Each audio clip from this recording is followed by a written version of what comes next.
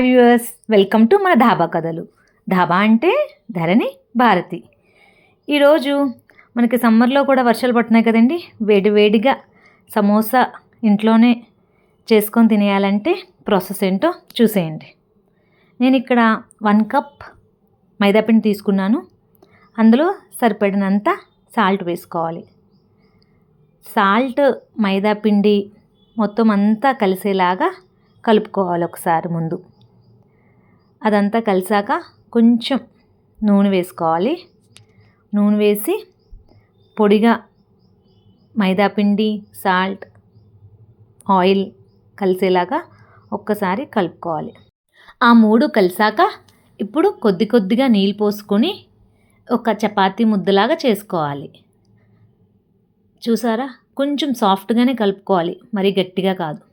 ఇలా కొంచెం మనకి చేతికి అంటుకునే విధంగా కలిపి పక్కన పెట్టేస్తే కాసేపు నాని అది ఒక సాఫ్ట్ పిండిలా రెడీ అవుతుంది, నేను చూపించినట్టు. సో ఒక హాఫ్ అన్ అవర్ అన్న నానపెట్టి తర్వాత ఒకసారి తీసుకొని మళ్ళీ ఒకసారి కలపండి. మీరు పిండిని పిసుకుతూ ఉంటుంటే మీకు తెలియాలి అది ఒక సాఫ్ట్గా స్మూత్గా ఉంది ఉండేలాగా. అలా ఉందంటే మీకు చాలా పల్చగా సమోసా పైన లేయర్ వస్తుంది. అలా అనుకున్నాక ఇప్పుడు మీరు ఏ ప్లాట్ఫామ్ మీద అయితే రోటీస్ చేసుకుందాం అనుకుంటున్నారో సమోసాకి బయట కవరింగ్కి దాన్ని క్లీన్గా చేసుకొని దాని మీద చపాతీ ముద్దని ఉండల్లా చేసుకోండి. ఏ సైజ్ అన్నా పర్వాలేదు, ఎందుకంటే మళ్ళీ మనం వాటిని ఈక్వల్గా కట్ చేసుకొని ఒకే సైజులో సెట్ చేసుకుంటాం కాబట్టి ఓకే. ఖచ్చితంగా రౌండ్ షేపే రావాలని కూడా లేదు, బట్ చపాతీలాగా పల్చగా, ఇది మైదాపిండి కాబట్టి ఎంత పల్చగా మనం ఒత్తినా పిండి ఉంటే అది పల్చగా అవుతుంది. మీరు ఎక్కడ తిక్కుగా లేకుండా చేయండి. మనం చేసే ఈ సమోసా వెర్షన్ మనకి రైల్వే స్టేషన్స్లో దొరుకుతాయి కదా. నాకు సమోసా చూసినప్పుడల్లా అదే గుర్తొస్తుంది. సమోసే, వేడి వేడి సమోసే అంటారు కదా. అలా ఆనియన్ సమోసా ఉంటుంది కదా, క్రంచీగా, బయట లేయర్ క్రంచీగా ఉంటుంది. బట్ మనం ఇంట్లో చేస్తున్నాం కాబట్టి ఇంకొంచెం హెల్దీ వెర్షన్స్లో హెల్దీ ఇంగ్రీడియంట్స్ వేసుకొని ఫ్రెష్ ఆయిల్లో చేసుకోవచ్చు. సో చూసారా నేను ఎంత పల్చగా చపాతీ చేశానో. అట్లా చేసి పెనం మీద వేసి డ్రైగానే, ఆల్రెడీ పిండిలో ఆయిల్ వేసాం కాబట్టి ఇంక ఇక్కడ వేయక్కర్లొద్దు, వేయకుండా డ్రైగా జస్ట్ లైట్గా రోస్ట్ అయితే చాలు, తీసేయచ్చు పచ్చిగా. జస్ట్ స్టిఫ్నెస్ కోసమనే మనం వాటిని కాలుస్తున్నాం. అట్లా మొత్తం మీ పిండంతా చపాతీల్ని అంత పల్చగా ఒత్తుకొని వాటిని లైట్గా కాల్చుకొని పక్కకు తీసేసుకోండి. నా పిండికి ఇదిగో ఇన్ని చపాతీలు వచ్చాయి. ఇప్పుడు వీటిని ఈక్వల్గా అన్నీ ఒకే షేప్లో ఉండడానికి ఎక్స్ట్రాగా ఉండే సైడ్ అన్నీ నేను కట్ చేసేస్తున్నాను, ఎక్స్ట్రా పీసెస్. అలా 4 సైడ్స్ కట్ చేసేసుకోవాలి.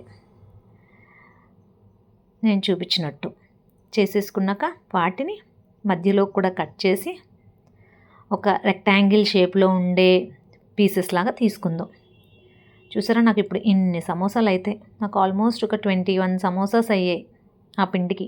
ఆ ఎక్స్ట్రా ఉన్న పీసెస్ కూడా ఏమీ వేస్ట్ అవ్వవు. ఆ పీసెస్ని ఇట్లా చిన్న చిన్న ముక్కల కింద కట్ చేసుకుని ఇలా చిప్స్లా వేయించేసుకోవచ్చు.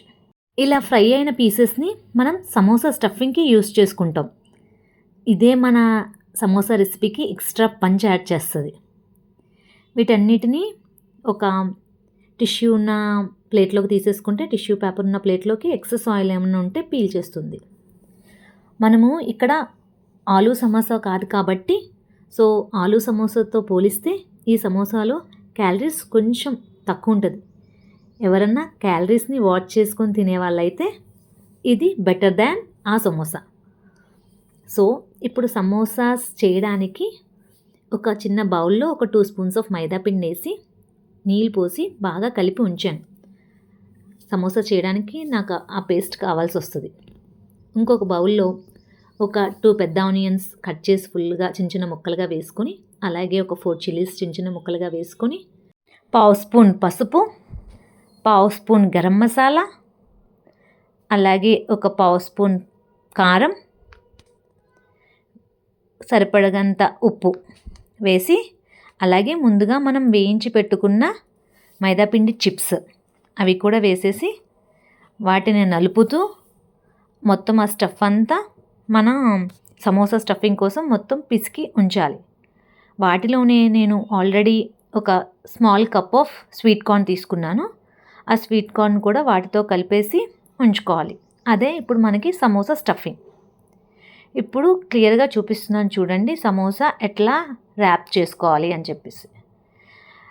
ఆల్రెడీ ఒక పిండి కలిపి పెట్టుకొని ఉంచుకున్నాం కదా పేస్ట్, దాన్ని ఇక్కడ వాడతాం మనం. సో చూపించినట్టు ముందు ఇట్లా ఒక పొట్లంలాగా చుడతాం దాన్ని, మిఠాయి పొట్లంలాగా. అవి ఊడిపోకుండా ఉండడానికి ఆ పిండితో అతికించి వన్స్ మీకు ఇట్లా ఓపెన్ చేసుకొని పౌచ్ లాగా, పాకెట్ లాగా, పొట్లంలాగా ఏమన్నా పర్లా, దాంట్లో ఒక 2 స్పూన్స్ స్టఫ్ ఎంత పడితే అంత అది వేసేసుకొని మళ్ళీ ఆ సీలింగ్ కూడా పేస్ట్ అంటించేసి క్లోజ్ చేసుకోవడమే. మీకు ఎక్కడ కొంచెం ఓపెన్ ఉందనిపిస్తుందో అక్కడ ఈ తడి పేస్ట్ పెట్టేసి క్లోజ్ చేసేసుకోవాలి. అప్పుడు మీకు ఇంకా ఆయిల్లో వేసాక ఎక్కడ సీల్ ఓపెన్ అవుతుంది అన్న భయం ఉండదు. ప్లస్ అది మనం మిగతాయి చేసుకునేలోగా అవి కొంచెం ఆరిపోతాయి, వాటికి టైట్గా పట్టేస్తాయి. సో పర్ఫెక్ట్గా వచ్చేస్తాయి సమోసా, ఎటువంటి ఇబ్బంది పడకుండా. ఇలానే ఇంకొకటి చూపిస్తున్నాను మీకు క్లియర్గా అర్థం అవడం కోసం. ఒక్కసారి చూడండి. అట్లా ముందు ఒక కోన్ షేప్ లాగా తీసుకొని అక్కడ కొంచెం పేస్ట్ అంటించి మళ్ళీ ఈచ్ సైడ్ కూడా అంటించి దాన్ని మడత పెడితే మీకు సమోసా లోపల స్టఫింగ్ పెట్టుకోవడానికి స్పేస్ వస్తుంది. సో చూడండి, నేను కూడా కింద కార్నర్స్లో ఒకసారి అంటిస్తున్నాను సో దట్ అవి ఊడిపోకుండా ఉండడం కోసం. దాంట్లో ఇప్పుడు ఒక 2 స్పూన్స్ స్టఫింగ్ వేసేసి మళ్ళీ పేస్ట్ పెట్టి క్లోజ్ చేసేయాలి. మీకు కార్నర్స్లో కొంచెం ఓపెన్ ఉంది అని అనుకుంటే ఆ పేస్ట్ ఇట్లా అడ్జస్ట్ చేసేసుకుంటే సరిపోతుంది. అవి ఇంకా అసలు ఊడే అవకాశమే ఉండదు. నాకు మొత్తం రెడీ అయిపోయినాయి. ఇలా రెడీ చేసుకొని అప్పుడు మనం కొంచెం మరిగించిన ఆయిల్లో వేసుకొని నిదానంగా వేయించుకొని మీడియం టు లో ఫ్లేమ్ మధ్య తీసేసుకుంటే చాలా క్రంచీగా మన సమోసా రెడీ అయిపోతుంది. అసలు జీరో ఆయిల్ పీల్చినవి, ఆయిల్ అసలు ఎక్కువ పీల్చనే లేవు, చాలా డ్రైగా ఉంది, అసలు ఫింగర్స్కి అంటుకొనే లేదు తినేటప్పుడు. ఒకేషనల్గానే చేసుకుంటాం కాబట్టి ఇటువంటి రెసిపీస్ ఇట్లా ఆయిల్ ఎక్కువ పీల్చకుండా ఉండడం వల్ల మనం గిల్ట్ ఫ్రీగా తినొచ్చు.